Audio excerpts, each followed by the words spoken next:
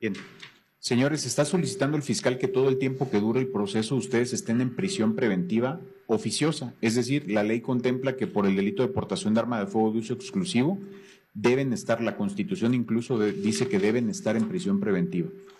Señores fiscales, no coincido con su postura. La prisión preventiva oficiosa es una medida inconvencional, es una medida inconstitucional, de hecho, dado que todo el marco, los instrumentos internacionales, en este caso la Convención Americana sobre Derechos Humanos y el Pacto Internacional de Derechos Civiles y Políticos, se han incorporado a nuestro sistema y son constitución por disposición del artículo 1.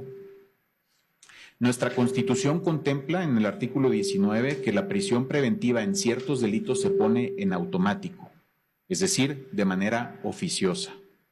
Esa es la interpretación que se deduce del artículo 19. Pero hubo una reforma en materia de derechos humanos en 2011 y en 2011 se estableció en el artículo 1 de la Constitución que en México se van a reconocer no solamente los derechos humanos de fuente nacional, sino también los derechos humanos de fuente internacional.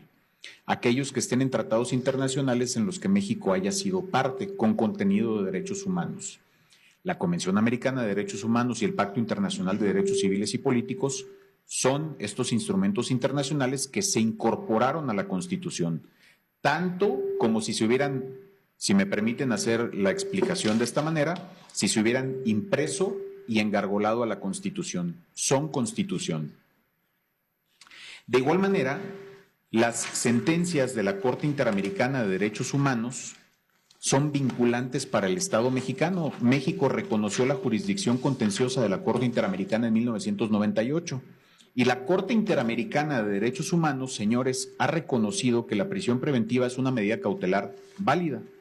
Sin embargo, ha dicho que es una medida cautelar, la prisión preventiva, no la oficiosa, que es válido otorgarla siempre y cuando sea proporcional, necesaria, excepcional. No puede estar determinada por el tipo de delito ni por la gravedad de la conducta y no puede ser utilizada como pena anticipada.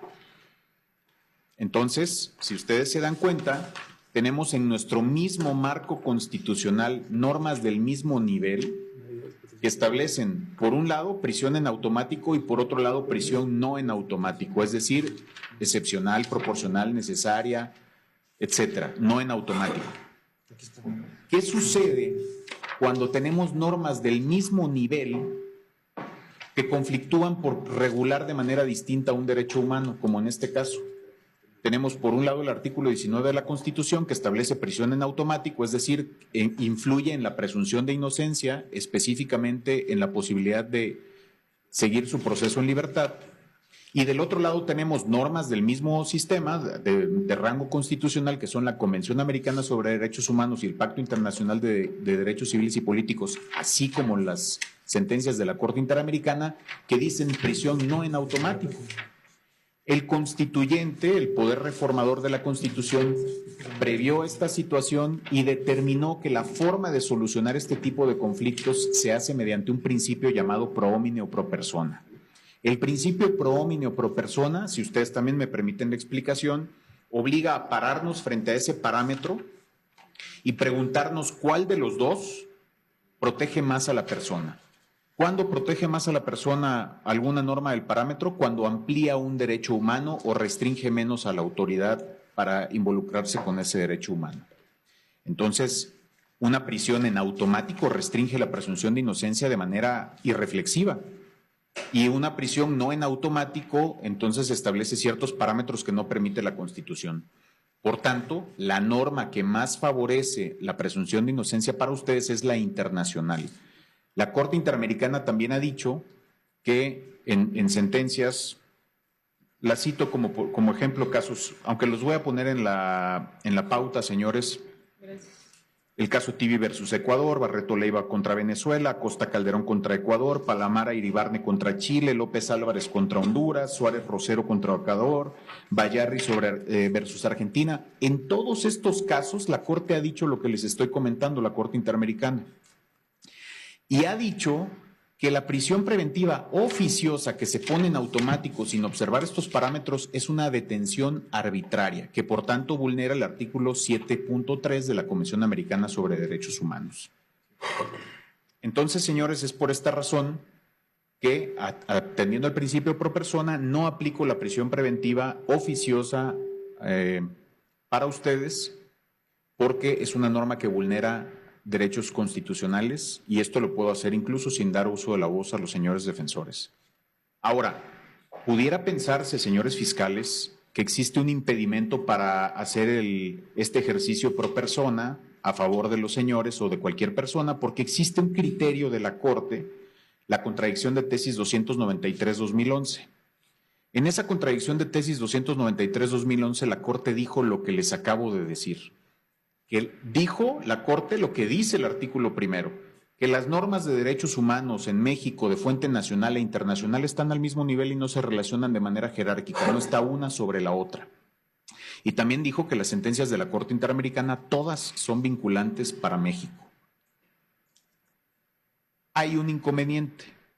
Se considera, me parece, de manera inadecuada y no acertada en México, que la 293 es un obstáculo para hacer esto, porque se dice que la contradicción de tesis 293, en función de lo que la primera de las tesis que emanó de esta jurisprudencia, dice que los derechos humanos no se relacionan jerárquicamente entre sí, pero que cuando haya una restricción en la Constitución se debe estar a la restricción.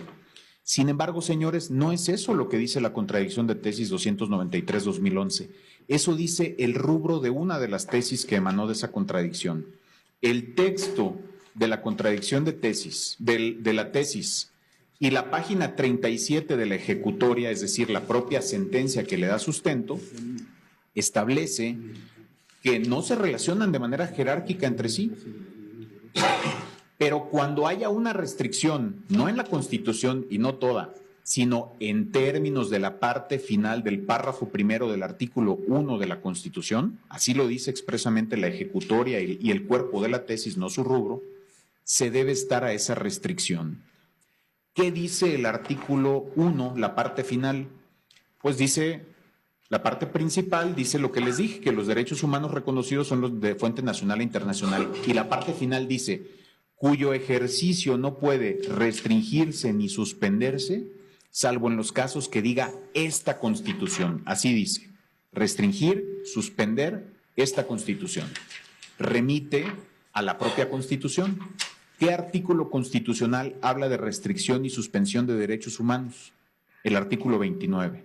¿Y qué dice el artículo 29? Que el presidente de la República, que solo el presidente de la República, con aprobación del Congreso, puede restringir y suspender, las palabras que les estoy diciendo que dice el artículo 1, derechos humanos o sus garantías, en todo el territorio nacional o en un lugar específico. Y esto para hacer frente a una situación, ¿cuál? Por ejemplo, invasión, perturbación grave de la paz, etcétera. Entonces, podemos entender que lo que dice la contradicción de tesis 293-2011 es que los derechos humanos no se relacionan de manera jerárquica entre sí. Pero cuando el presidente de la República, con aprobación del Congreso, haya restringido o suspendido un derecho humano o una garantía, se debe estar esa restricción. Y en el caso de México, señores, el presidente de la República no ha restringido la presunción de inocencia ni el derecho de las personas a enfrentar un proceso en libertad. Por esa razón, no estamos ante una restricción a que se refiere a esta contradicción de tesis 293-2011. Así que, señores fiscales, es por ello que no impongo prisión preventiva oficiosa por ser inconvencional, ni siquiera me meto a analizar la convencionalidad del 19, señores, ni siquiera inaplico el 19, sino únicamente lo hago vía pro homine y no es obstáculo a la 293 por todas las razones que he manifestado.